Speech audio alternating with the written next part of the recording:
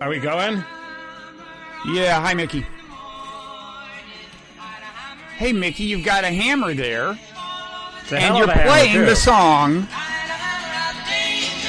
If I Had a Hammer. And you do have a hammer. Correct.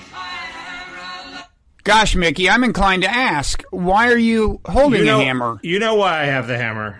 Actually, I am so out of it. If you're talking about, like, the latest Steve Bannon attempt to cast the election into doubt, I'm kind of, well, I am and I'm not out of it. I'm up on some things, but is this one of those? This is the latest conspiracy theory. Forget about Dominion software. That's yesterday's theory. Today's is the hammer and the scorecard, which is that there's a secret computer program breaking into election apps across the country, and then there's this program that's called Scorecard that comes in and changes the results. Hence Biden's win. So is that your latest hope for overturning the election? I don't buy it, but sorry? I just said, is that your latest hope for overturning the election? You shouldn't give up. The betting markets still give you a chance at overturning the election. I have no hope of overturning the election, and actually, at this point, I don't think I want to overturn the election. Why not? He seems like such a nice man. Trump's being pretty crazy. I've mentally resigned myself to him losing. The prospect of his second term was never all that appealing. You didn't know what he was going to do. What was going to have to shift into an anti-Trump mode anyway.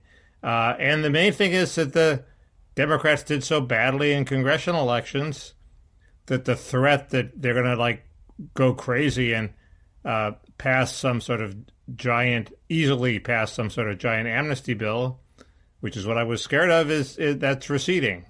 There's less to worry about with Biden, and I'd rather Trumpism proceeded without Trump at this point. So emotionally, I'm not at all invested in Trump coming back. I have the conventional wisdom, which is he should be able to pursue all his lawsuits and recounts, and the recounts are the friend of people who want to restore faith in democracy, and all that's the friend of people who want to restore faith in democracy. And when it's all done, people will be convinced that he either won or lost, probably that he lost. There'll be a remnant that doesn't believe it, but more people will be convinced that the system worked than if he hadn't pursued them. So he should pursue them, and then it'll end, and then almost certainly Biden will take office. Well, recounts alone won't do it, I think. I mean, last night the big thing was that it became statistically impossible in Arizona for Trump to catch Biden, and almost impossible for Trump to get within recount range, because in Arizona, that's 0.1% is the criterion for recount. I thought he missed the recount. What's that? I thought he missed the automatic recount. That's what I'm saying. Well, I don't know that part is official yet, but that's almost certain. Yeah. And Georgia, I don't know where Georgia and Wisconsin, where you are entitled to recounts, will not do it now that Biden has Arizona. So now I'm not saying that they don't have a chance at overturning this thing, but it's not going to come through simple recount. And what bothers me, as far as you're saying that, well, in the end, transparency is good, whatever the outcome, it'll be good, is, you can certainly imagine them overturn. If you look at how they actually hope to overturn it at this point, it's not going to be in a way that actually makes it clear that Trump was entitled to victory. It could be, conceivably, they could find a bunch of smoking guns, but if you listen to what Steve Bannon is saying, and I think he is, as much as anybody else, the one person to listen to on this, and in a way, the one person most responsible for it even happening. He was laying out this strategy, months ago.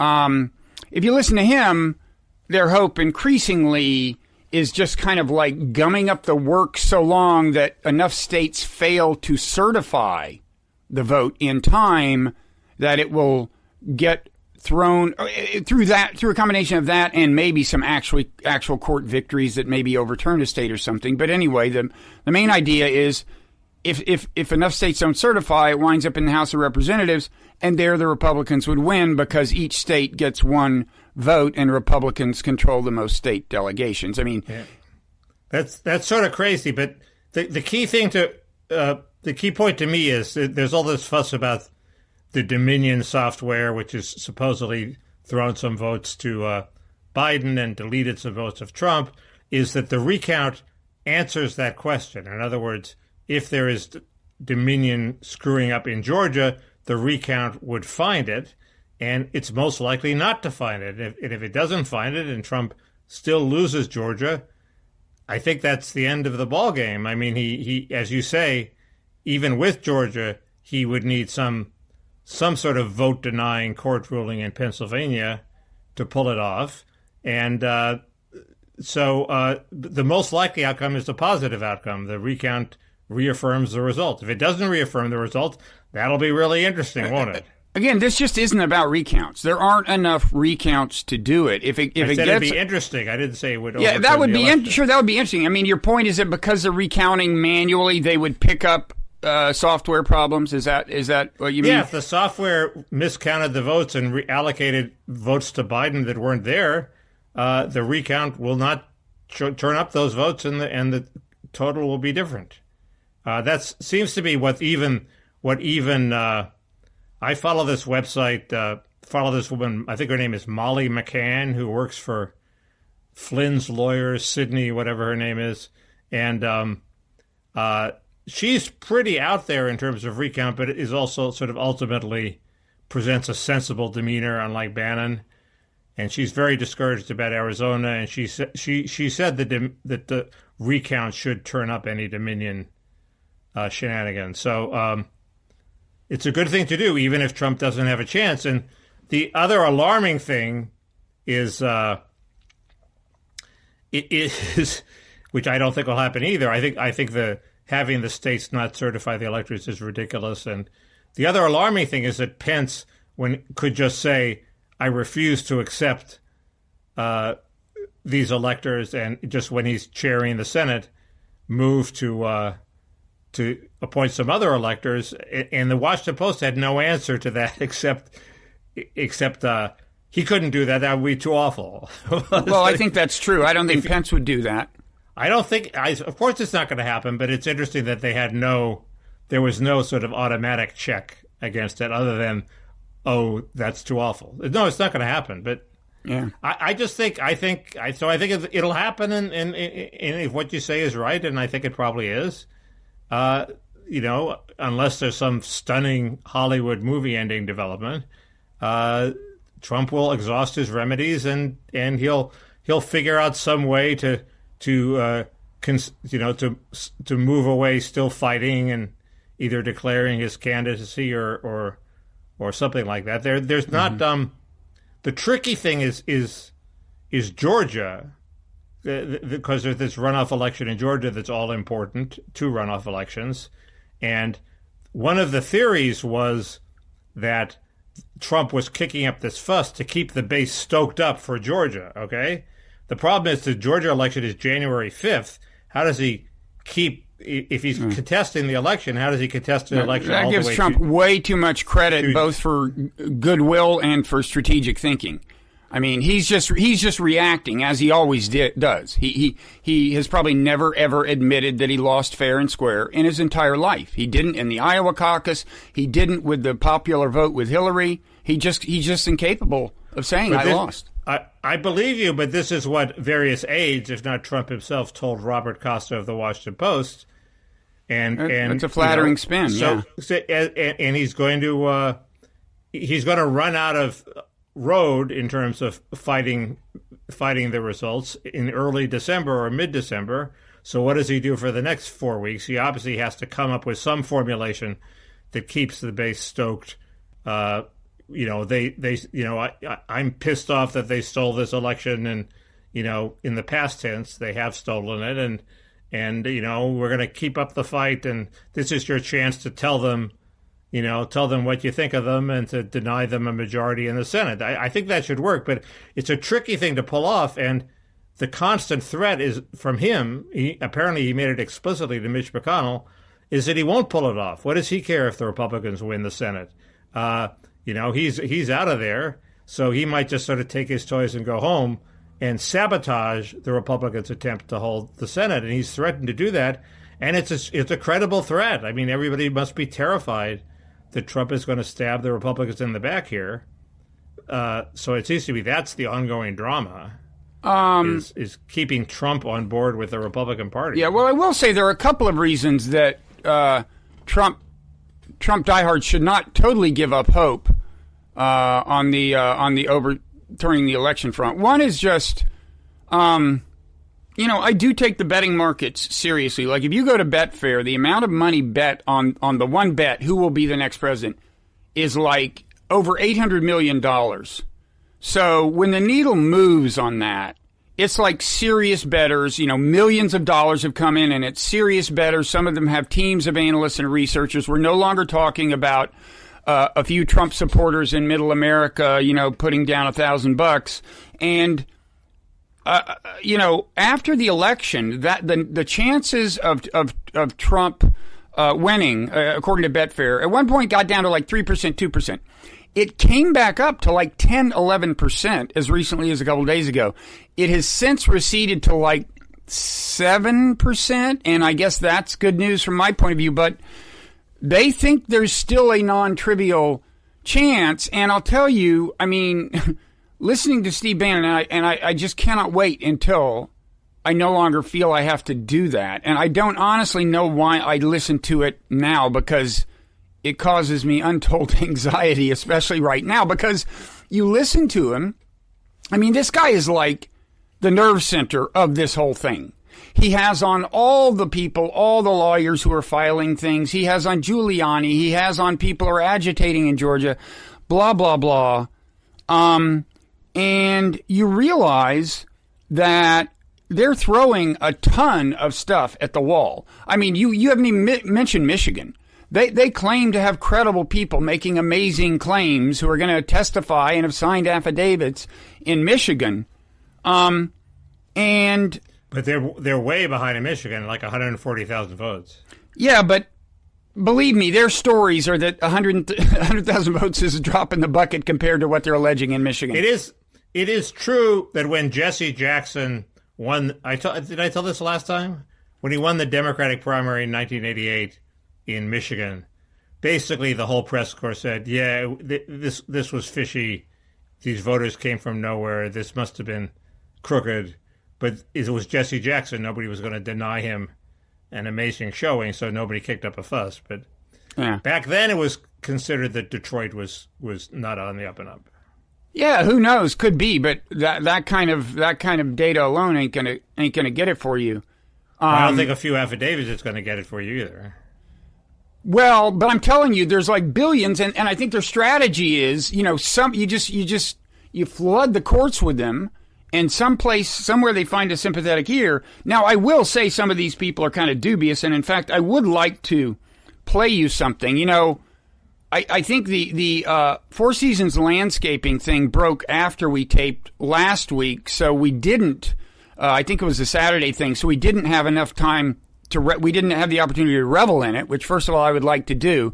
A couple of weeks ago, I said to you that something Rudy was involved in had convinced me that we're living in a simulation. Well, I mean, this closes the deal. We are living in a simulation. That was just too good. Trump tweets out, press conference at Four Seasons, Philadelphia, and then adds sometime later, Four Seasons landscaping. And I still want to know how this happened. Was it just a Booker booked the wrong place? I mean, I want to know the story, but what I want to do right now is play you something. No one is paying any attention to what actually happened at the press conference. Okay. So I was listening to the Bannon podcast, as is my wont, and he switched live to the Rudy press conference. Okay. And Rudy had 3 star witnesses. Okay, now one of them was a guy named Darrell Brooks, who it has since come out is a convicted sex offender. He did 3.5 years in prison for exposing himself to 2 girls, ages 7 and 11. Okay, so that's the one witness, and he didn't say anything significant anyway. It almost wasn't important to undermine his credibility. But that's he didn't expose himself. Not at the press conference, Yeah, no. And well, that's the good news. I mean, I think that's- we too often dwell on the wasn't all bad. downbeat. Right. That press conference was not a total disaster. Many ways it could have gone worse. Okay, so here is another of the three-star witnesses that I'm going to play for you. She's a lady who, now her thing was, she signed up to be a poll watcher. She went there, and they said, sorry, your name's not on the list. And that happened to a few other people she was with. And, that happens. We've all had the experience. You go to a party, whatever, you're not in the computer, you got to deal with it. And nobody's alleging that there weren't other Republican poll watchers let into this same venue. That's not it. But I want to play this. So she starts out saying, why she's wanted to be a poll watcher, because she's like she's tired of being ostracized for being a Trump supporter. And then she says, my name wasn't on the list. At first I thought it was an innocent mistake. I want you to pay attention to the evidence she cites as being the reason she switched to the view that actually this was intentional. Her exclusion was intentional. Okay, so here goes. And I'm a daughter of a World War II veteran and who fought for and or ran away from horrible, horrible times where people are repressed and sent away. And what I noticed when I was brought in to be a poll watcher, I was never brought in, actually. I never got past the first identification stage. They kept saying that mine, as well as 5 or 6 other Republicans, their names hadn't been entered into the system. And after the first time it happened, the second time it happened, I had no second thoughts about it being a problem, more that somebody failed to finger us into the computer system. But after a while, what I witnessed, and I said to Mr. Giuliani before, in a morbid curiosity staring at, I felt insidious fraud going on. I felt that we were kept away from doing our civil duty. That was everybody on both parties should be upset about. This is horrible. We're being restricted. We're being restrained. And I see it as nothing as the insidious nature. Okay, did you catch that? No, that's because there is no evidence. I mean, she just says for a while she thought it was innocent, and then it hit her. No, this isn't innocent.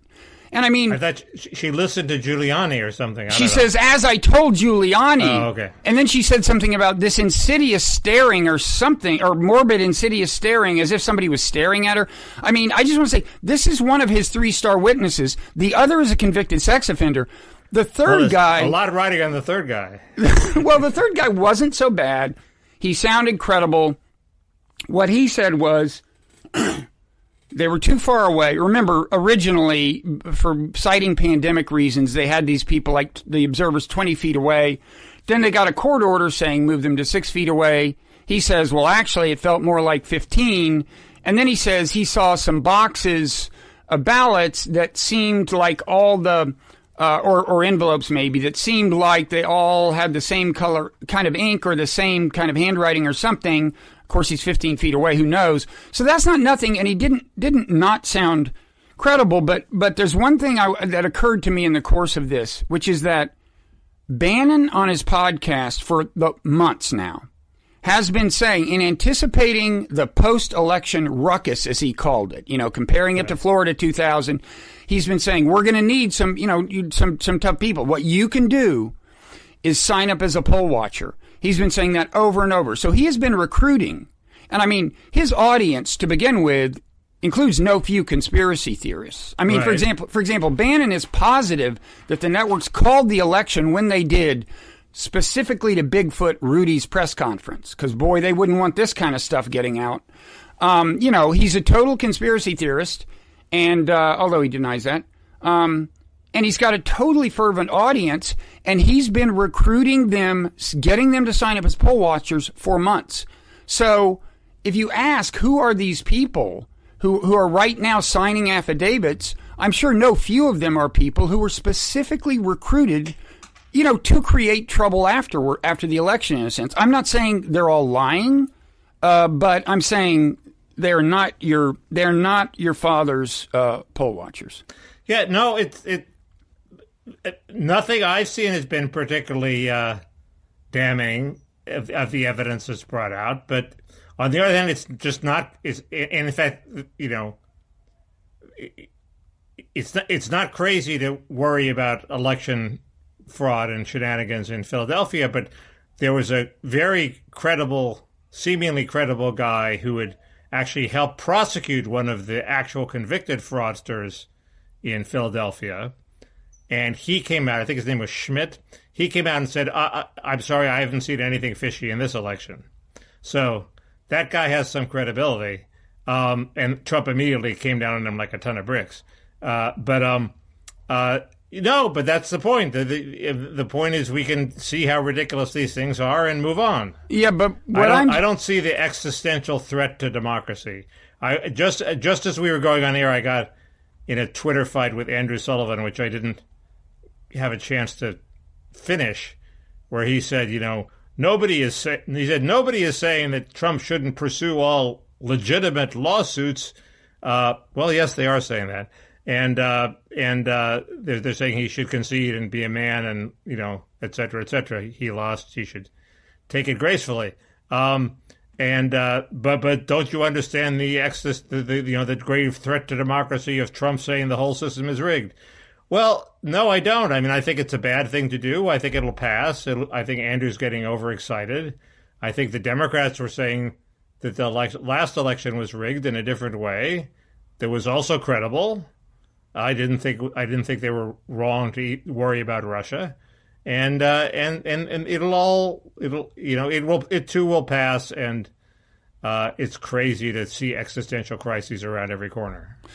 I don't think so. I mean, I think it's bad for democracy when Trump convinces millions and millions of people that this election was fraudulent when it's not. And actually, I think there are some people who are saying Trump should pursue legitimate lawsuits, get rid of the frivolous ones, and above all, quit asserting that there's a fraud that he so far has produced no valid evidence of. That's the big crime. I understand. That's what Andrew said too, but I think voters are perfectly capable of deciding what they think about that.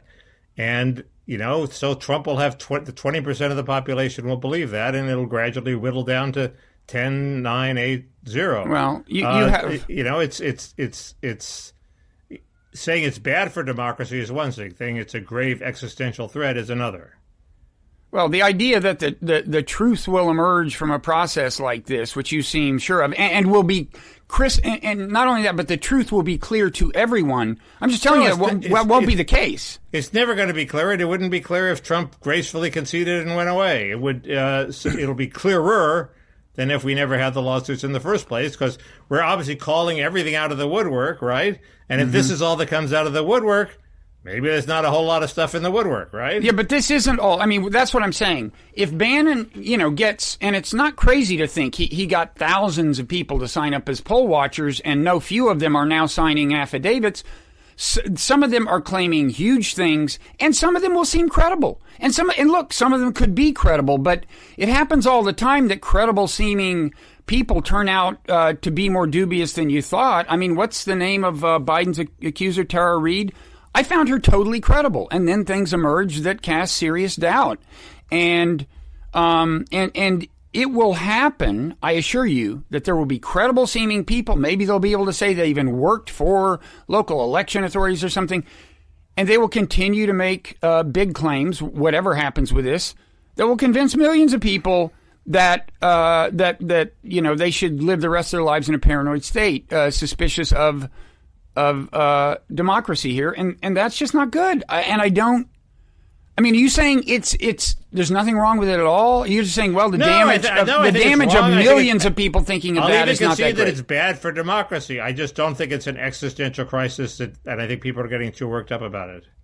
Trump will be gone soon from the White House, and people who oppose Trump should appreciate that and not. There is this bizarre urge to somehow, which I found is increased after Biden won, the urge to beat up on Trump and Trump supporters, which you thought would go away because hey, they won, is actually increased. There's the pent up demand has not been satisfied. There's an article by Michael Dougherty in National Review, which I haven't read because I can't get through the paywall, but paywalls are getting oppressive, but go ahead. It basically says they would love Trump to try to stage a coup so they could defeat it, and then that would be the Hollywood ending, right, where Trump would fulfill all their their worst fantasies. Well, that's not going to happen. And I have a crazy theory for why they are so still intent on somehow exacting some sort of revenge. What is your crazy theory? When are we angriest, Bob? We're angriest when we're a little bit guilty. Well, I have a different theory. First, let me give you the... Because when we're a little bit guilty, we're not just out for justice, we're out for, what's the word? Validation, vindication. Vindication. Okay. So we're saying, yes, you were guilty, but that's okay. You're okay. Trump is bad, okay? They feel a little guilty at ignoring all the deplorables and letting Trump get elected. And they want to wash this sin away by having Trump be as evil, pronounced by the cosmos as evil as they thought it was. I wish. I mean, honestly, I wish a lot of Democrats had the slightest clue that some of the grievances of Trump supporters are worth paying attention to. I still don't think the message has gotten through. I mean, maybe you've got some elaborate Freudian theory about how it's floating around in their unconscious or something. That's my theory. Yeah, well, at some level, they realize it. I'm not a Freudian. I think the more straightforward theory as to why, if indeed a lot of people in the resistance are still being dicks, and I think it's safe to say they are, I think part of it is just that Trump hasn't conceded. I think if he had conceded, you would see at least somewhat less of that. I mean, he's keeping the war going. But there's this absurd etiquette of concession where somehow we have an election and it's very big and complicated and there are lots of potential challenges, yet the etiquette is the guy's supposed to concede immediately, which is stupid. Conceding, how can you concede and then also pursue the losses? That means you haven't conceded. We should just get rid of the etiquette, as we saw with Gore versus Bush. It doesn't mean anything anyway. You can unconcede later. So why do we make them go through? Why can't we say, let's let the process proceed and eventually a winner is declared, and after the electors choose the winner, then he can concede. Well, again, my gripe isn't so much about him not conceding as him claiming, that there's definitely fraud and it was stolen and just making up crazy shit. Mickey, you've seen it. He just retweets shit without examining it at all. He's retweeting crazy shit. I agree. That's bad. Well, that's bad. He's the president, Mickey. Well, but he's Trump. He's going to go, he's that's a sui generis character. That's my point. There's a mismatch between what we expect of the president and what Trump is. That's my point. Voters are quite capable of judging whether Trump is fulfilling their legitimate desires for what a president should do. And I think they will make that judgment. So all voters are perfectly rational. You have a model of human beings as all being perfectly rational. No, but I think they're rational enough. That's why I believe in democracy. If you don't believe that, then you're not a Democrat, which a lot of anti-Trumpers are seemingly abandoning democracy. There's a so are Trumpers. I mean, this overturning the election movement is at least somewhat cynical. I think. I mean, the what? The overturn the election movement is at least somewhat cynical. I mean, Bannon would clearly do anything. I mean, of course, he's fighting for a pardon. I mean, he to some extent, I think he's just proving his Trump bona fides to increase the chances he gets pardoned. I don't think it's a coincidence that he has Rudy Giuliani on his show every day. I mean, it doesn't hurt to have the president's lawyer singing your praises. That's a good theory. But still, I mean, it's you can tell he knows that some of the stuff he's not saying is that not all the stuff he's saying is true. There is a question. I mean, do we think Trump believes? I think Trump may actually believe that he was robbed of the election in one of a variety of ways. I don't think he actually believes that the Dominion software stole votes from him. I mean, do you think he does? His brain is a black box to me. I mean, I honestly do not know. Again, I think it's quite possible that he's one of these people who's literally never admitted that he lost anything. A big part of my theory of Trump, to the extent that I have one, is that basically, I mean, I should start with my own view of human nature, which I think more skeptical and cynical than yours, is that, people are not designed to see the truth or tell the truth. We were created by natural selection. We think the kinds of things and say the kinds of things, broadly speaking, or at least our algorithms for figuring out what to say were shaped by evolution, and the criterion was what kinds of things get genes into the next generation, not what kinds of things are true.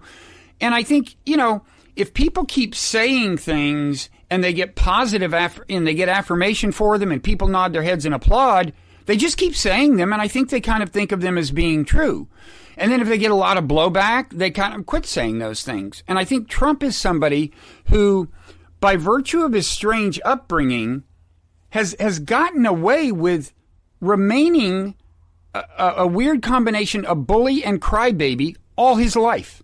It just consistently worked from, adolescence through that weird little kind of, middle brow prep school he went to, in the real estate business. I think just being a bully and always complaining you were wronged and so on, it always worked. So I don't know. I'm not convinced that he realizes how much of the stuff he says is not true. I just don't know. There were various reports coming out of the White House that he understands that he lost, and he realizes this is all for show. And you don't know whether those reports are true or they're just trying to make Trump look better than he looks to the public. So I don't know either. They could also just mean he's accepted that he won't actually win in the in the post-election fight, which is not the same as admitting that he lost. Right. Of course, what counts is not for evolution is not whether you get blowback in general, but whether you get blowback from your immediate subgroup, right? Because, I think the blowback from society against the Trump conspiracy theories is counterproductive. It's the media bullying him into concede now. You must concede. You lost. And within the Trumpers, that just looks like, no, I'm not going to cave to this bullying. Well, this is true. This is true on both sides. That's why I'm against the bullying. Yeah, and it's true. Same with the resistance. They get tons of blowback from the other side, but that only increases their stature within the resistance. So both sides of the polarized society are getting affirmation from their tribe by virtue of the blowback they get from the other tribe. And I think this is true with the resistance. I think, like, during Russiagate, the actual capacity of people to judge evidence calmly and rationally deserted them because they kept getting retweets for saying, this is the smoking gun. We found the smoking gun. The same system and the web especially, and the financial models behind the web, reward people who see existential crises around every corner. And I would say, I've seen a lot of, there should be some word for the fear of existential crises, but there are a lot of people who see asteroids heading toward the Earth, and a lot more asteroids than you see, and they get rewarded for it. Well, it depends on the asteroid. My own personal shtick about the impending apocalypse doesn't seem to get much pickup. I think I have just managed to choose the wrong asteroids. The catastrophes I think we need to be worrying about as a civilization are not the ones on everyone else's radar screen. And I have trouble. But I digress. I don't want to lapse into self-pity like Trump. I was encouraged that on Trump's Twitter, I'm worried about this. I, of course, want the Republicans to win in Georgia, although I guess it would be how about a quirky position that I'm for Purdue winning and against Loeffler winning? That would be. Wait, which one is Ossoff? Which one is Ossoff and which one is the minister? Ossoff is against Purdue. And Purdue is the author of the RAISE Act, which I like, which would have cut some immigration categories in order to raise wages. So I like him, and Loeffler just seems like a ridiculous, state of the art, establishment Republican. Now, are both Purdue and is it Loeffler or Loeffler? Anyway, are both of them accused of insider trading off the pandemic, or is it just Purdue? No, I think it's just Loeffler. Oh, it's just Loeffler? You sure? I think it's just.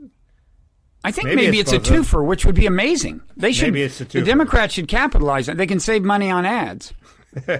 I'm sure they've already done that, but now Ossoff, I have to say, I want him to win, but I don't find him super appealing. He reminds me of Beto a little too much. Yeah. The other guy is much more appealing, but the other guy's super appealing.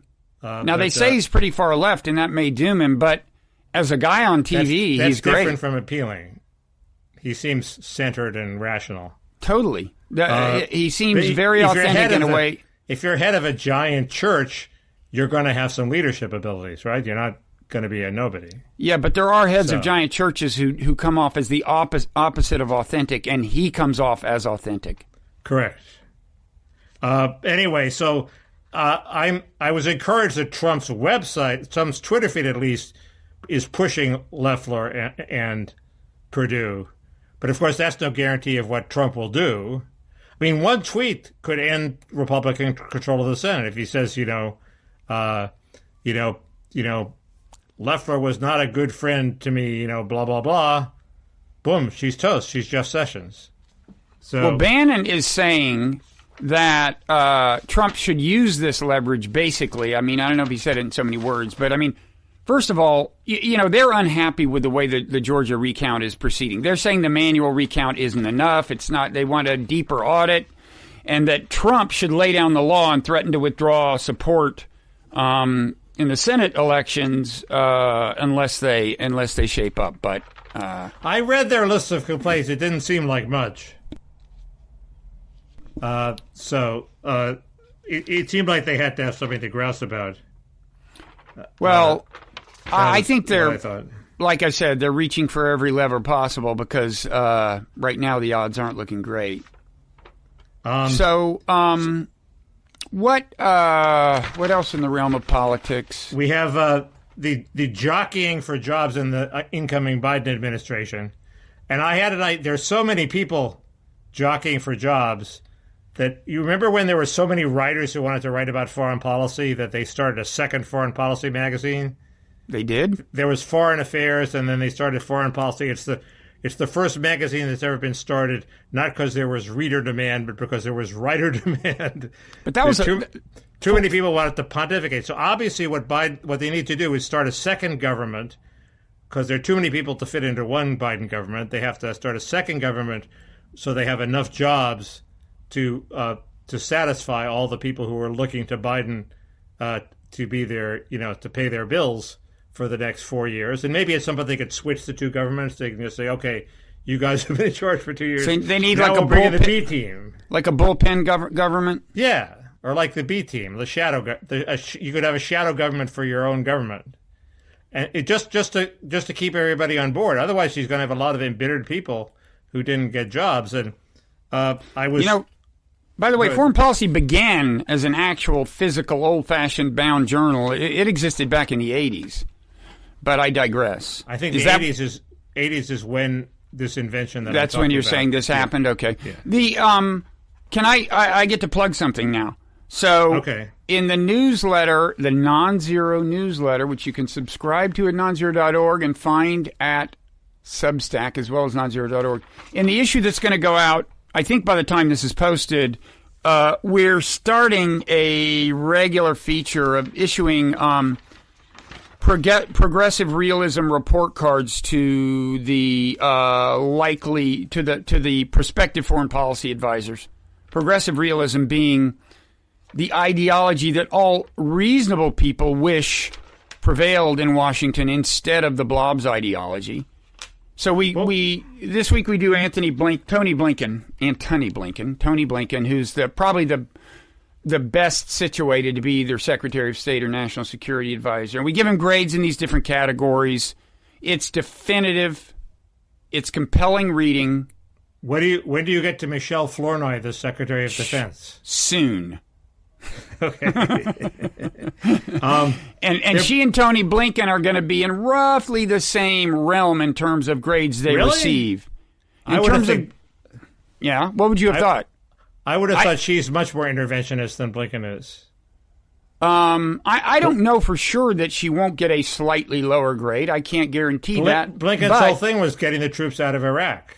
I think it was wrong, but that's hardly interventionist. Well, he doesn't want to get them out of Syria, and he's pretty interventionist. There have been a lot of blobby things happening this week. One, we just had the outgoing Defense Department factotum say, yeah, we lied to Trump about the troop numbers. He really thinks there are only 200 troops left. We have many more than that. So there's the deep state in action. We had Joe Biden saying, we're going to tell the Europeans we're back in the game. Okay? And I think we know what back in the game means. It means, the game of trying to engineer some sort of better outcome in Syria.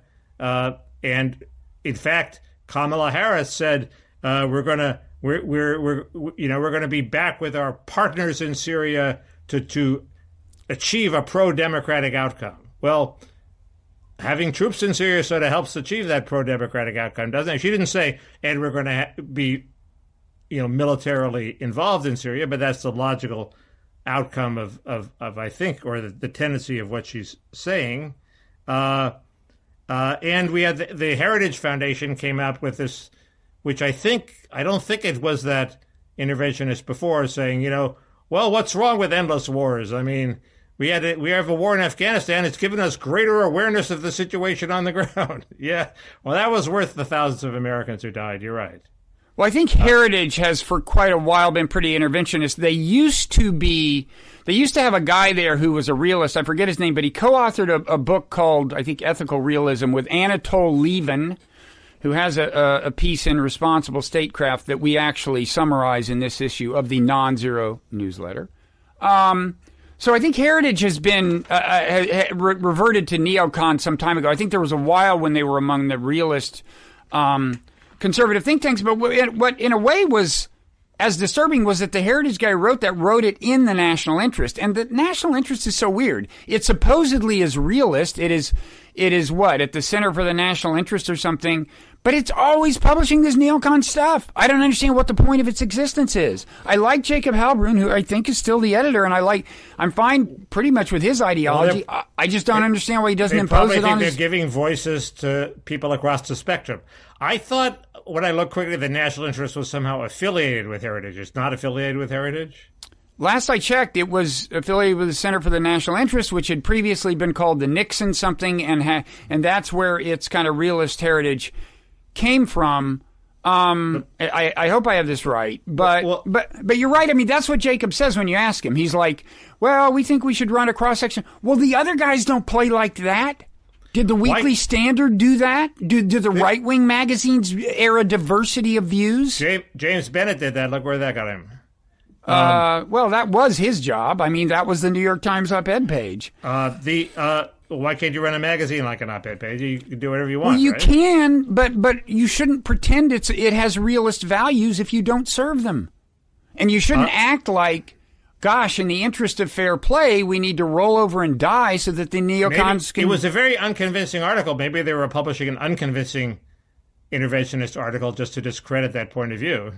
Well, then my hat's off to them, and I take back everything I said. But it's not the first time they've run this kind of stuff. My impression is that they've had a turnover in the leadership at Heritage. Their positions were colored heavily by this wild man Michael Needham, who was their head sort of face to the outside world, and he has now decamped and gone to become Svengali to Marco Rubio. Oh, great! So the Marco Rubio robot has a new programmer, but still a neocon. He's programming right? it to be populist. No, I don't think so. I think he was more realist. I don't know what Needham's views are. I do not think Heritage has been realist in recent years. I do not think Heritage has been realist in recent years. Anyway. And I do not believe that Marco Rubio will ever surrender his neocon bona fides.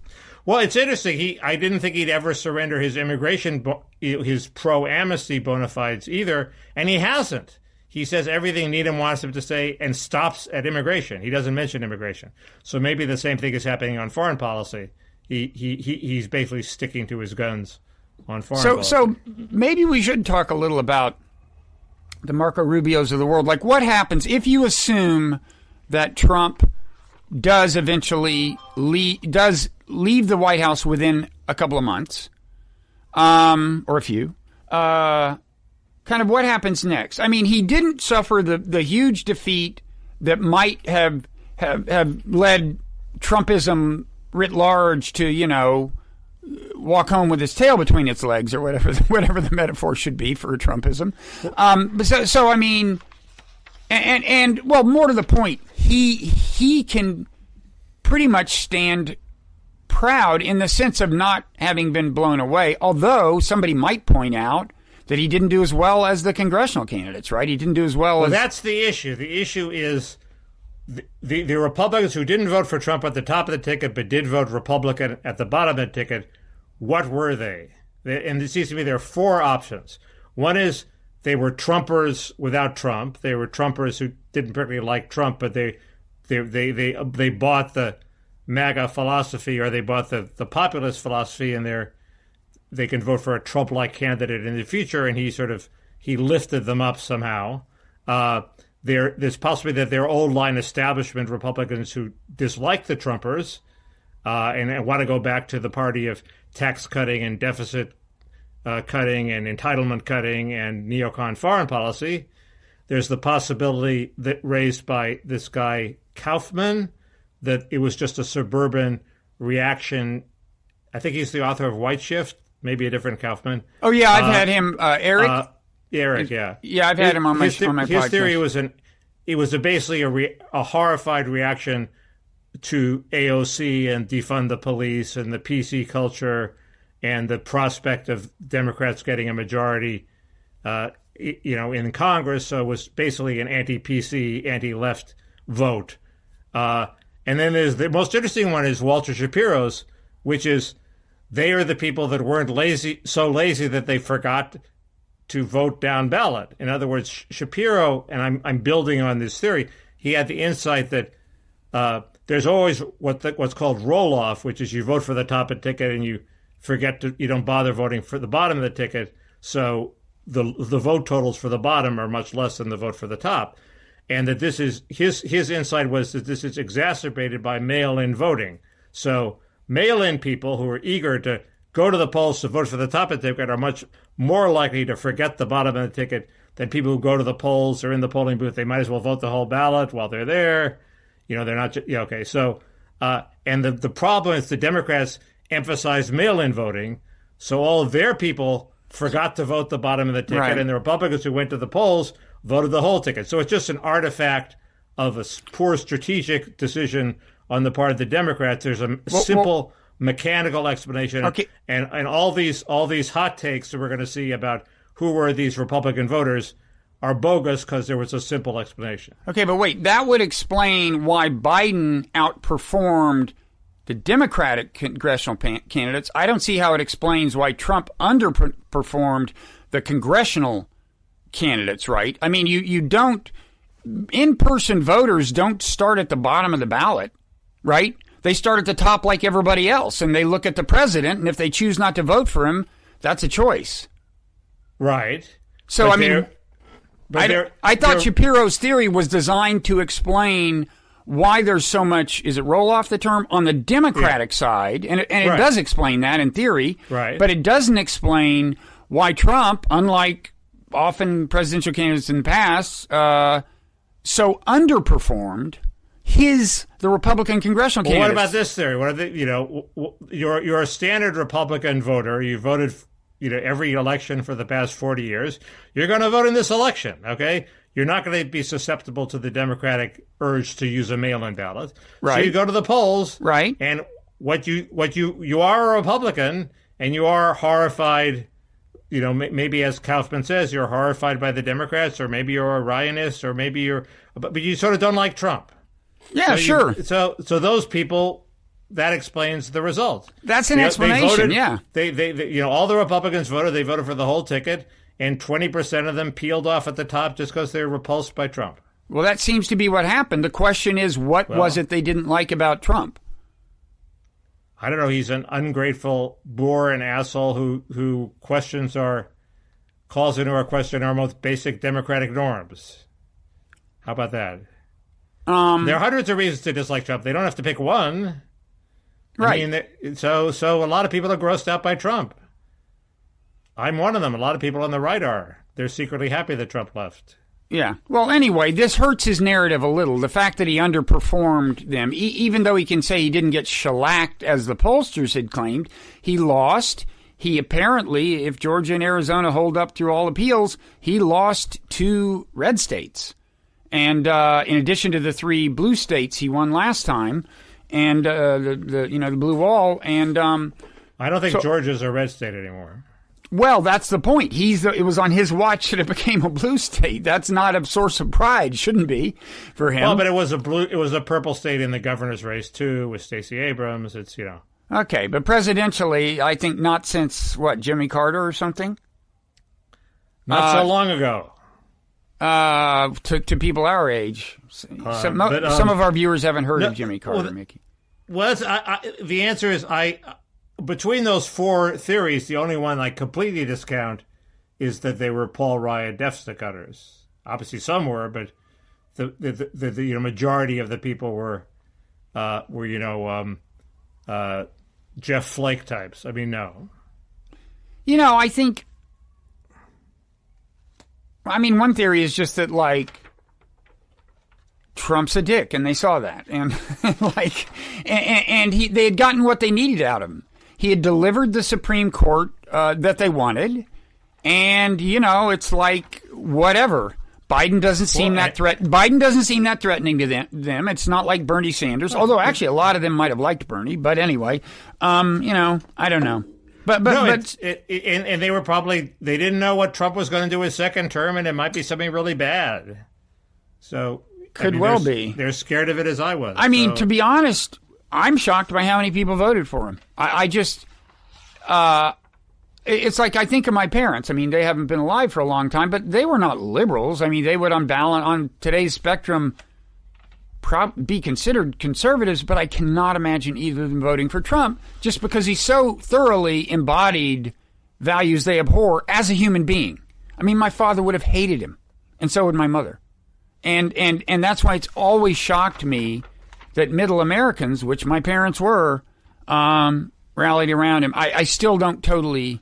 Why can't they be instrumental too? Yeah, he's an asshole, but he's our asshole. I mean, that's perfectly within bounds. You can do that. He just is a real test of how far you can take it. So, what do you think? So, who do you? So, what happens next to the? I mean, does Trump run in 4 years?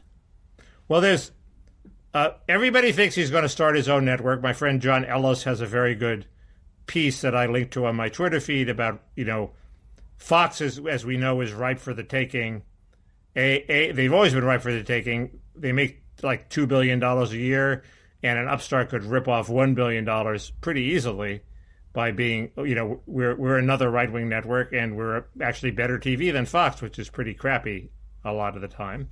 And now, especially, they've blown it because a lot of right-wingers are pissed off at their coverage of the election. They've been sort of, we have Tucker and Hannity on the one hand, and then you have this quite liberal polling outfit that's called a lot of races against Trump that they consider a betrayal, and then you have the daytime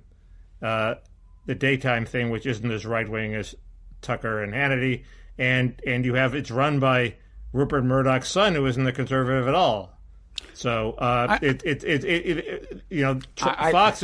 Fox is teetering on the brink of a challenge, and there've been various Wall Street types that have tried to gin up capital, not because they're conservative, but to just see this pot of $1 billion that can be taken if they just start up another conservative network. Yeah, but the thing, I mean, I was thinking about this, like Trump, I mean, apparently if he did this, he would now be motivated by a desire to kill Fox because he is unhappy that, the straight news part of Fox has definitely not played ball with him on this whole, post-election battle thing. And you're right. I mean, Tucker Carlson and Sean Hannity are foaming at the mouth about it. But by and large, the network has been his enemy on this, and reportedly that has led him to want to crush it. But then, and you've heard, well, he might poach Sean Hannity, and he might, that's what they've been saying. But my question is, he can't be that stupid. Exactly. Who wants to actually work for Trump? A, and B, if you ask, Trump can't be that stupid to want Hannity. Oh, are you crazy? That would be a killer move because it would You'd steal a big chunk of the primetime Fox audience. Why wouldn't he want to do that? I just find Hannity unwatchable. He's well, of course you do, but he's got an audience. I mean, not of course you do. I would have thought you'd like him, but you don't. He's not a moron. He's the dumb, unthinking tank. You give him his orders, he will plow ahead and do a show with what you want him to do. And if you're Trump, you don't want that. You don't want that. Kind of brilliant. You're right. Okay, you're right. But I think anybody who thinks carefully about it would realize they don't want to work for a company that Donald Trump runs if they have heard anything at all about what it's like to work for a company that runs A, and B, that suggests that the company would fail. I mean, the guy's a disaster. Well, here's the obvious scenario is that Fox goes up for sale because Lachlan Murdoch doesn't care about it, and it's worth quite a bit of money now. And so when it's worth quite a bit of money now, you sell. I think that was Ellis's analysis, was that it's reached its peak, so that's when you sell. And so Trump buys it. Trump doesn't have enough money. How much money would it cost? He raises money on Wall Street. Wall Street's been trying to fund this for years now, and you have Trump. That's the golden opportunity. Well, they let's will be give clear. Trump the money. Let's be clear. You're telling me that there are a bunch of people with tons of money who sheerly for reasons of making profit want to invest in a company that Trump would actually control? Well, they want to invest in a Fox rival. Okay, fine. And Trump brings some virtues like name recognition and a huge that. pack of followers. Fine. And he has an erratic management style, so you'd have to install some sort of mechanism in place, the way they did when he went bankrupt, where he ceded power to rational people. Before you put up your $20 billion, you're going to insist on some mechanisms to control him. Those walls never last. The wall that works is if you say, no, Trump, you're actually not running this company. You don't own it. You're not, they would be nuts to invest in a company that Trump is actually in charge of. That'll be an interesting negotiation. It only has to last for 2 years until he runs for president again. So, well, all they need is his name anyway. If they're smart, that's what they negotiate. You can be on it. You've got your show and blah, blah, blah. Yeah, of course. Yeah. But nobody smart invests in a company run by Trump. Yeah. So I think something like that happened. My posture, I think, is going to be, okay, Trump served his purpose. He needs to get out of politics, get out of the, we're done with Trump. Shift to an anti-Trump. He's shown why he lost. He lost because he wasn't a good enough executive. With the pandemic, and he blew the negotiations with Congress over the wall, and blah blah blah, and he's an ingrate, et cetera, et cetera. So he wasn't as effective as he should have been. He did a lot of good things. The last paragraph of Byron York's piece about what Trump has accomplished is a chock full of solid accomplishments. So he accomplished a lot. Thank you, Mr. Trump. But we're ready for a new generation of people, and there are a whole bunch of appealing Republicans, and Republicans are in the process of, as that Democratic analyst who got fired for being un-PC said, they're creating the multiracial working class coalition that Democrats always wanted to create. So that would be a good thing. And there are people like Hawley and others. I like J.D. Vance, but he's not experienced. Who could pick up that banner and run with it. So let's get on to them and not have Trump hovering about like squashing any potential up-and-comer. So is that the argument of that David Shore guy, that Republicans are David Shore, yeah. He just quipped. It was a quip. Because there was a long interview with him that I kind of half read, but I don't remember that particular takeaway. This isn't in the interview that I read. This is a quip I saw on the interwebs. Because it does seem to me that Democrats could not implausibly,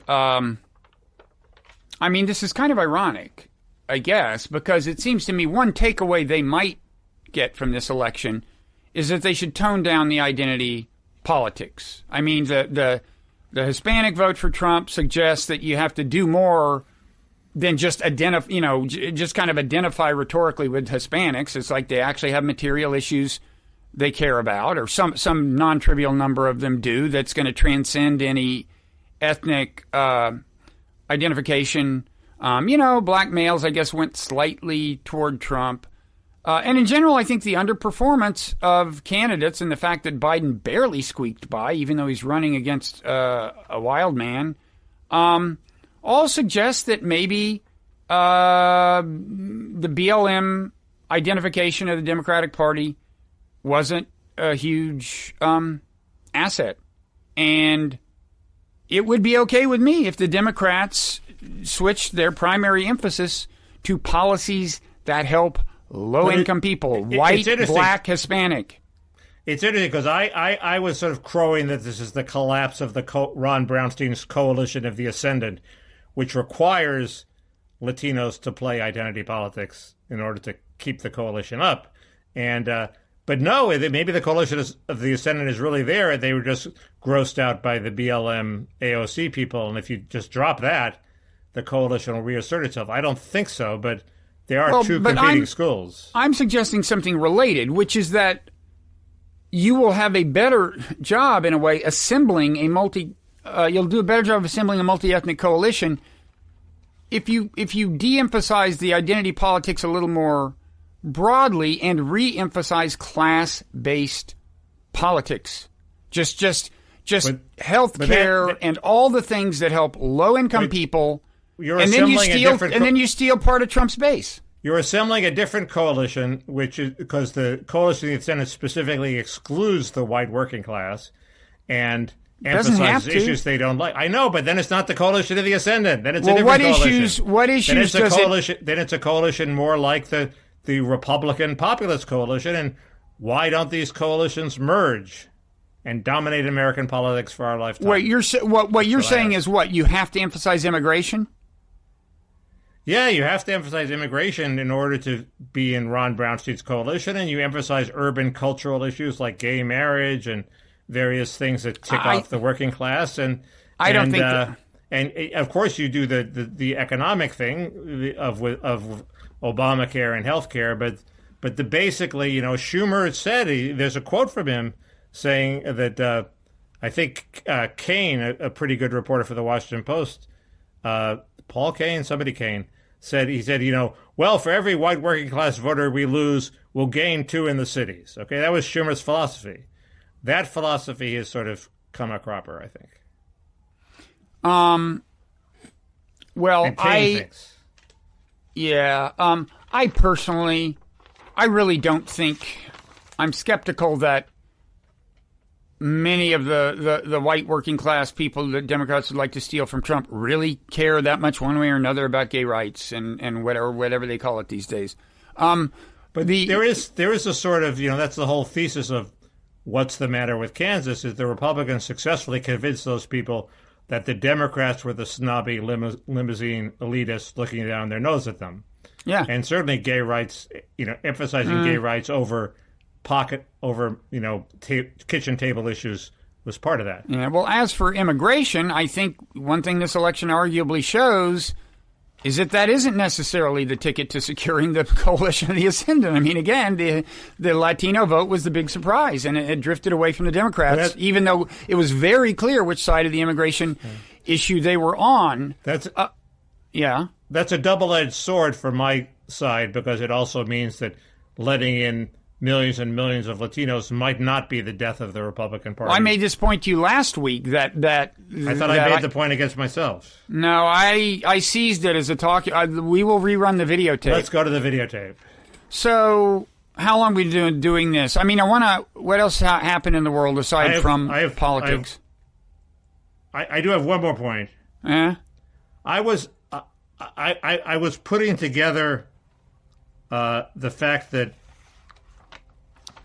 Ron Klain got the chief of staff job as opposed to Bruce Reed, I would love to get it. So we're going to have President Klain instead of President Reed, and so the sort of neoliberal Clinton type got sort of shunted. I'm sure Bruce will get a job, but he didn't get the chief of staff job, and Jason Furman, who's a brilliant economist who wrote for Slate and famously wrote an article saying Walmart was good for America that rankled a lot of liberals, but has become a leading liberal economist, announced that he's happy to stay at Harvard.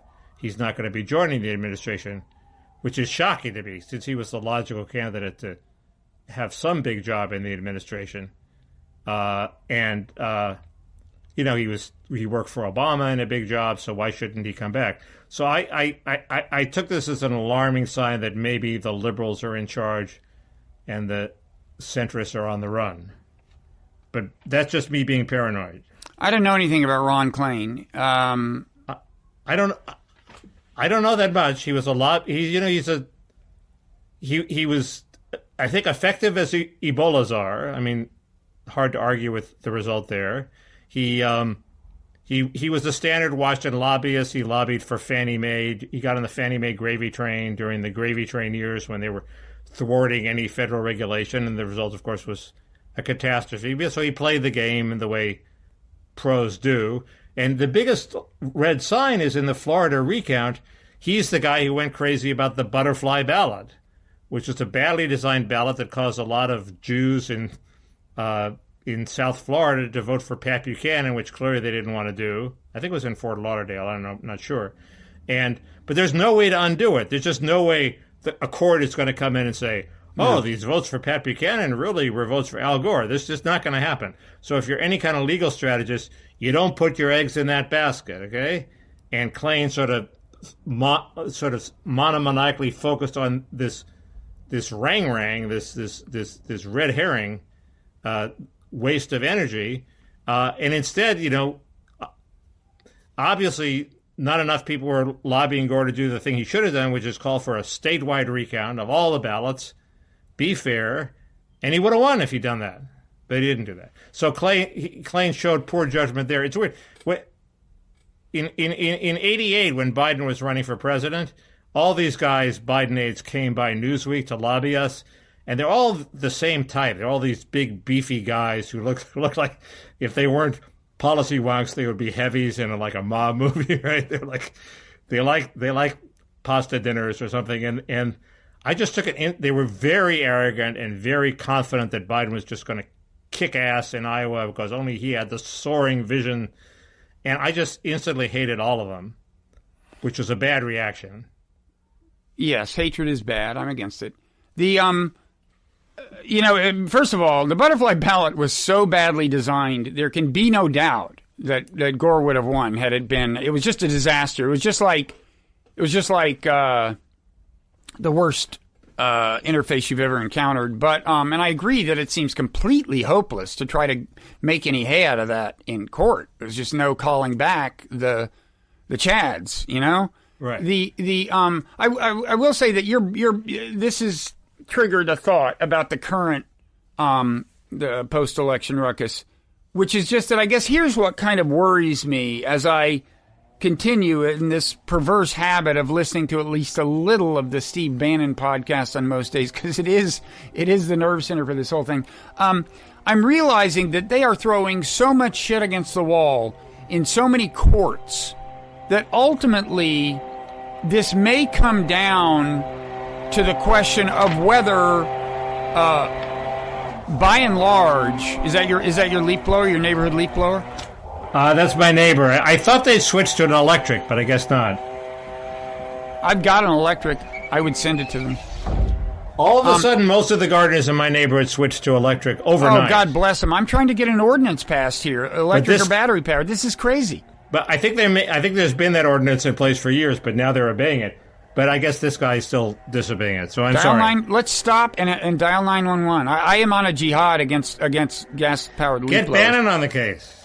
He would, I'll tell you, in a way he's admirable. When he sinks his teeth into something, especially if a pardon is on the line, he really goes after it. Anyway, I just want to say, I just realized, they're throwing so much shit into so many courts that ultimately this may come down to the question of whether, of the character of the judiciary. Is it,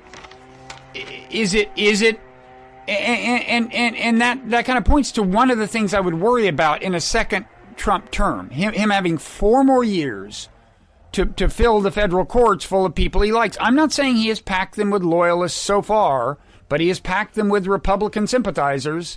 or conservatives, and if you look at the statistic, he hasn't come close to packing the federal courts. He's appointed like a third of the judges. well, that's a lot for one president. It is a lot. He's appointed a lot for one president, but this idea that Trump has transformed the judiciary, the judiciary was overwhelmingly Democratic, and now it's slightly Democratic. Okay, but it would be mostly Republican after a second term, and if I don't know, I'm just saying that it may come down to that, and it may even come down to the character of the Supreme Court. Well, he's not going to get a second term, so why does it come down to that at all? No, I mean this outcome this time. The battle he's fighting over this election may come down to the character of the judiciary, because there's tons of judges right now who have the option of deciding in his favor. They're all over the country. The Supreme Court is their Darwinian calculus would militate against. They want to show Trump they want to show the world that they're independent and that they're not political hacks, and so they would tend to I think be disposed to stiff arm Trump. Trump has to have an awfully good case to make it. I'm win the hopeful that that's true, and to give them some credit, I think they might even sincerely ask themselves a question about the health of the republic. But in any event, they ask themselves that all the time. But in any event, I think that they ask themselves that too much. Roberts makes a bunch of bad decisions because he cares about the health of the republic. He decided to preserve DACA because of the fucking health of the republic. Don't worry, we won't need him in the future because Joe Biden will take care of that, Mickey, with his own executive order on DACA, won't he? Well, yeah, but okay. So that issue will be moot. But but Trump issued an executive order, and the courts refused to honor it. It's insane. You're allowed to amnesty people, but if you try to undo the amnesty, then all of a sudden there's a ratchet that takes hold. So, Mickey, quickly, I'm not bitter about this. I know you don't sound bitter. And you're not bitter about Jeffrey Toobin. That was an amazing segue. Have you finally ceased to feel... Something about looking at your new microphone, Bob, made me think of Jeffrey Toobin.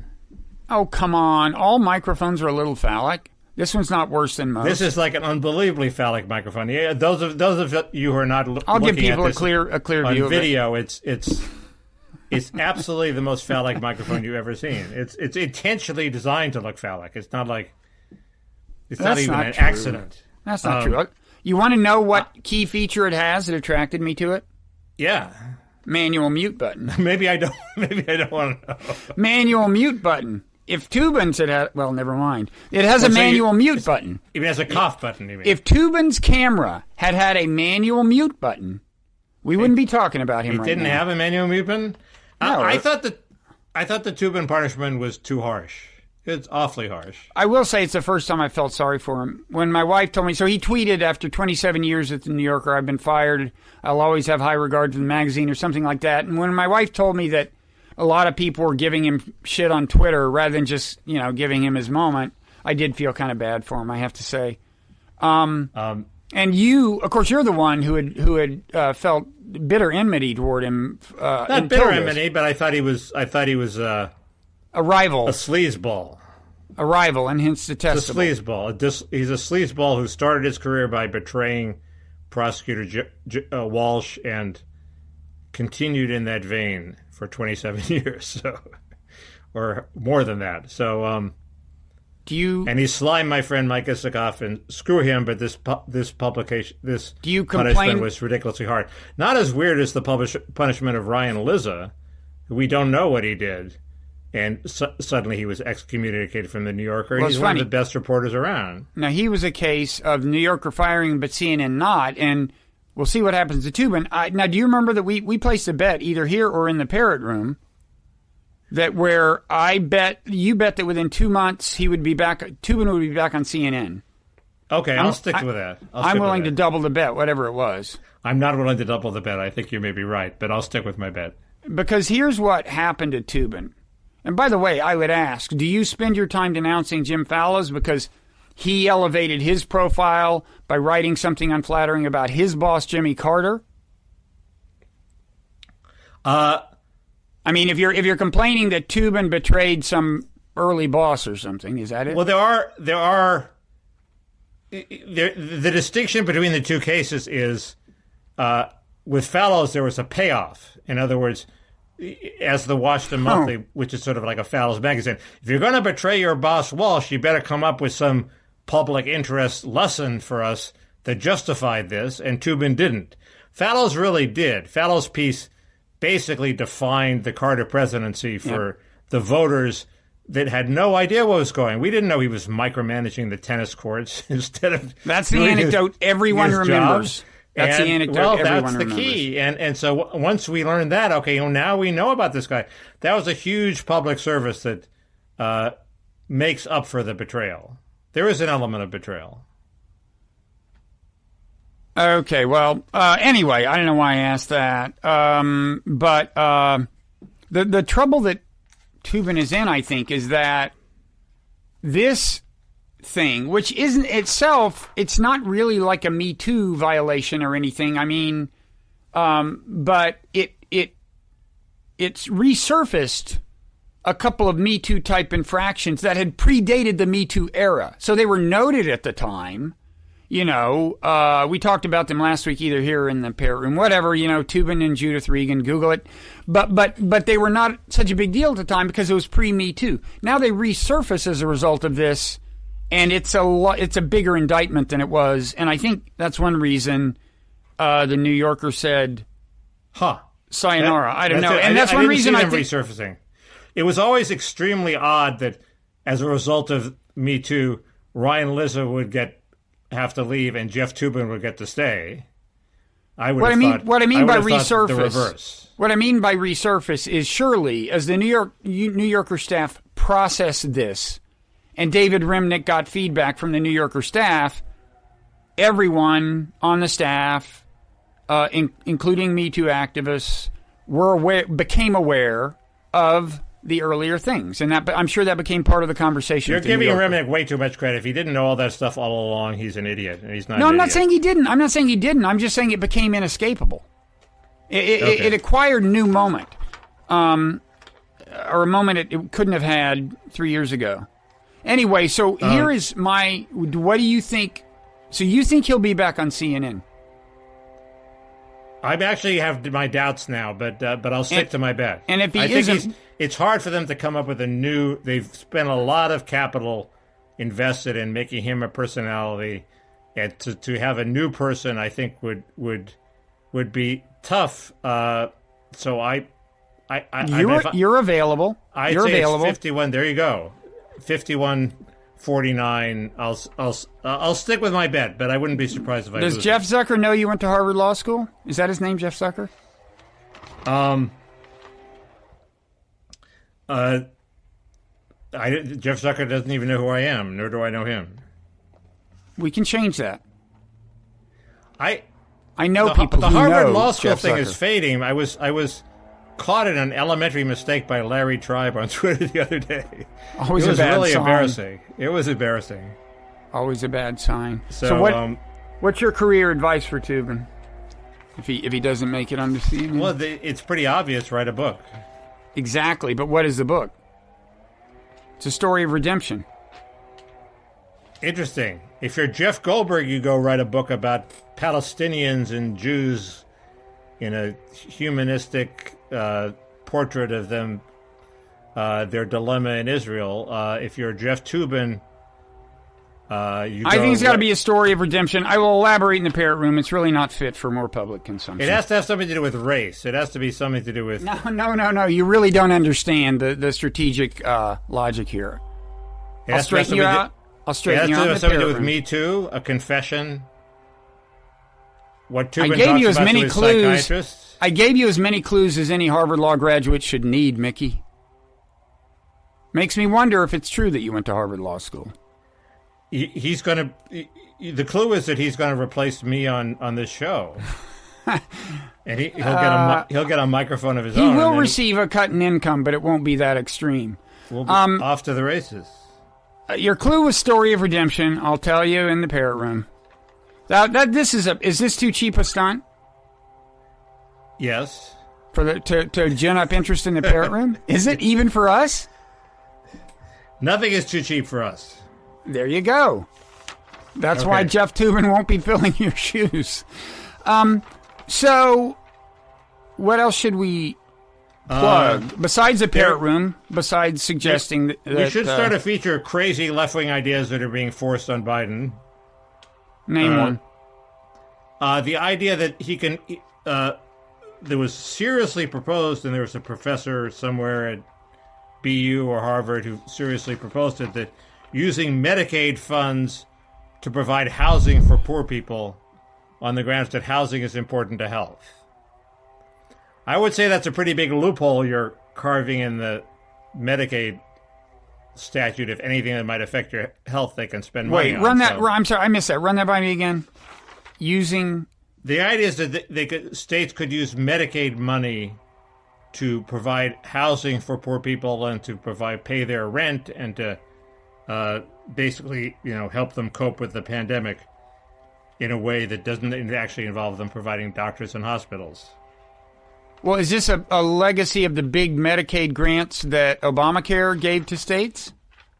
Big It Medicaid? must be a legacy of that. There's a bunch of Medicaid money sloshing around that they could get that they can't get for housing.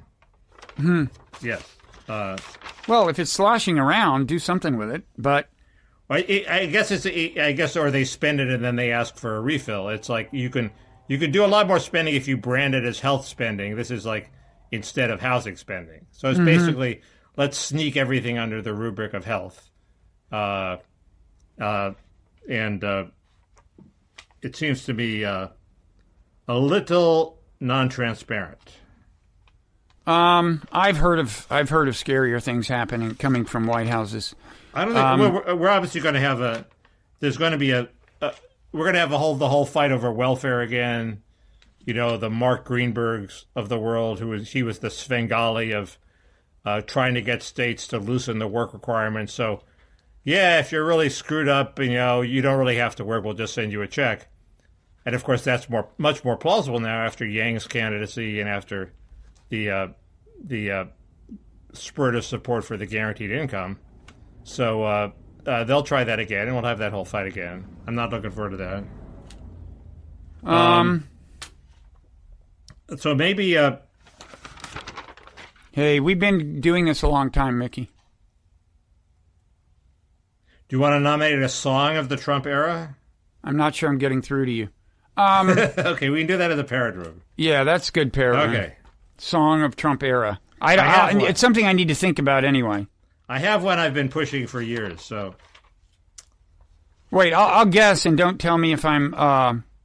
No, I don't know if I can come up with a good guess. It would take... I'm bad at these things. Let's see. Song. There's no fucking way you're going to guess this, so... Don't even try. Let's see. Blue Danube Waltz? No? It's people you've never heard of, Bob. Have you heard of Bright Eyes? You know who Bright Eyes is? No. Okay, well, you're not going to get it then. so we should then do ritual self-promotion, sign off. Okay. Okay. So patreon.com/parrot room.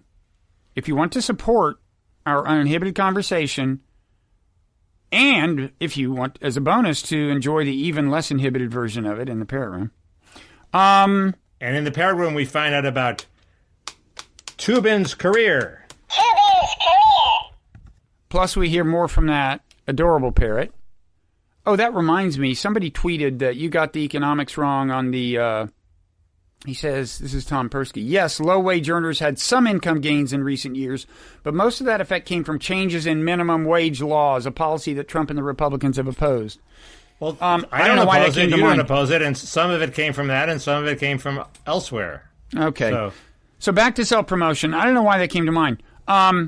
If you're watching on YouTube and you smash the like button, that will draw more people to watch this. The podcast feed this is on is The Wright Show. You could rate and review that. And then what else? Your newsletter is Kausfiles? My newsletter is called Kausfiles. It's a Substack. I will get around to writing one soon. I promise. The subscription is free, so the worst that happens is that nothing happens. But I promise to write one. It's just I have had other things pressing. You are not Mickey Kaus on Twitter. Who would have guessed that one was taken? You are Kaus Mickey on Twitter. I think Mickey Mouse is taken by me, but I couldn't make it work, so I went to Kaus Mickey. And then I'm stuck with it. So I'm Robert Ryder on Twitter. Other forms of self-promotion? I don't think so. Okay. You know that there's a Senate seat opening up in California. I guess that's, wait, there is?